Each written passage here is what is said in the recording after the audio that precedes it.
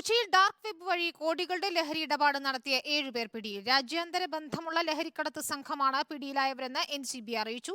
സംഘത്തിന്റെ സൂത്രധാരൻ ആലുവ ചെങ്ങമനാട് സ്വദേശി ശരത് പാറക്കലാണെന്നും NCB അറിയിക്കുന്നു.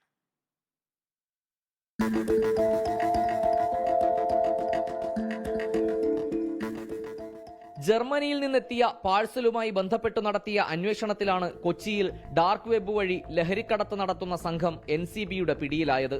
ഇവരുടെ കയ്യിൽ നിന്ന് പിടികൂടിയത് 326 LSD സ്റ്റാമ്പുകളും 8 ഗ്രാം ഹാഷിഷ് ഓയിലും. ഇതുവരെ പിടിയിലായത് 7 പേർ.